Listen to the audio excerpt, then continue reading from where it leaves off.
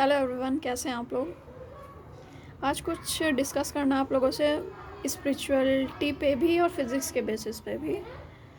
यहाँ पास में एक मंदिर है जहाँ मैं बेसिकली तो डेली जाती हूँ शिवलिंग पे जल चढ़ाने के लिए, बट कभी कभी मिस हो जाता है, कभी कभी रूटीन भी टूट जाता है, काम आ जाते हैं तो शाम को मैं हमेशा जल चढ़ाती थी।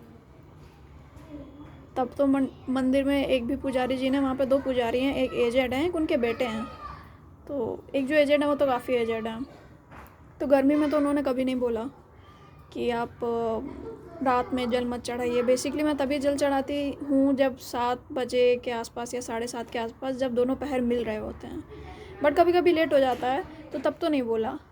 इधर जब से सर्दियाँ स्टार्ट हुई हैं तो जो उनके बेटे जब कभी कभी बैठते हैं, सो ही टोल्ड मी कि केवल मुझे ही नहीं, और भी जो लोग वहाँ पर जल चढ़ा रहे थे शिवलिंग पे, कि रात में आप मत चढ़ाया करिए, भगवान को ठंड लगेगी क्योंकि मौसम बदल रहा है। आप लोग मुझे ये बताइए, हम लोग जो पृथ्वी के अंदर एक ह्यूमंस रह रहे हैं या नहीं भी रह रहे हैं, बिकॉज सब कुछ ब्रह्म है, श्री कृष्ण पहले ही बोल चुके हैं, और दुनिया को संभालने और चलाने वाला वो आदि अनंत शिव महाकाल महादेव, क्या उन पंडित जी की बात ये सच में सच है और ये ज़रा सा भी सिर पैर है इस बात का कि वेदर चेंजिंग है और इंसानों को ठंड लगती है तो शिवलिंग पे तब जल मत चढ़ेगी कि शिवलिंग को ठंड लगेगी।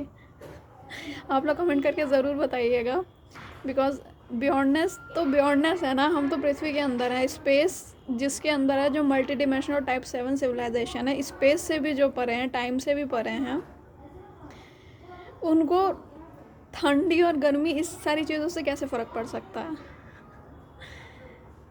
और सबसे बड़ी बात यह है कि कई सारे ऐसे ऋषि मुनि हैं, कई सारे ऐसे ऋषिकाएँ रहीं जो ठंड में ही बैठ के उन्होंने बहुत घनघोर तपस्या करी, और उनको वो लोग कह के गए कि उनको भगवान के दर्शन हुए, शिव जी प्राप्त हुए, या उनके जो भी इष्ट देव देवी हुई उनके दर्शन उनको हुए। तो आप ये बात बताइएगा ज़रा कि उन पंडित जी की ये बात कैसे जस्टिफाइड है कि मौसम चेंज हो रहा है तो आप ठंड में मत जल चढ़ाइए क्योंकि भगवान को ठंडी लगेगी, शिवलिंग को ठंडी लगेगी। इसके अलावा भी बहुत बहुत बहुत सारे लॉजिक है according to physics and according to many gurus, और जो मैं भी मानती हूँ, जितना मेरा स्पिरिचुअलिटी में रिसर्च डेवलपमेंट है, कि शिवलिंग एक एटॉमिक स्ट्रक्चर है एनर्जीज़ को लेके। पृथ्वी पे नेचुरली उस जगह पे शिवलिंग है जहाँ पे एनर्जी रेसिप्रोकेशन ज़रूरी है स्पेस से बेसिकली। और ये सारी गणित और गुणा भाग काफ़ी सारे एंशिएंट सिविलाइजेशन के लोग या काफ़ी सारे इवॉल्व लोग ही समझ सकते हैं। वीडियो काफ़ी लंबी हो जाएगी तो मैं इस पे बहुत सारा बोलना भी नहीं चाहती हूँ, और उतनी मैं हूँ भी नहीं ज्ञानी। और बेसिकली फ़िलासफ़ी के लिए जितनी भी अपने इंटरेस्ट से जितना ज्ञान मैं प्राप्त करती रहती हूँ, उन्हीं सारी चीज़ों के चलते मैं कंक्लूजन की बात कर रही हूँ।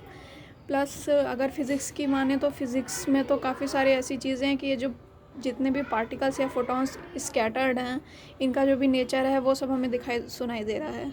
इसके अलावा भी हमारा ब्रेन और हमारी आँख भी हमें छलता है, ये सब क्या है क्या नहीं है। लेकिन इन सारी बातों में उन पंडित जी का इतना छोटी सी, जो मुझे बहुत छोटी बात लगी, कि मौसम चेंज हो रहा है और आप शिवलिंग पे जल मत चढ़ाइए कि भगवान को ठंडी लगेगी।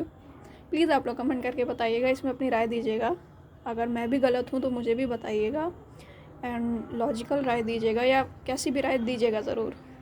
Thank you.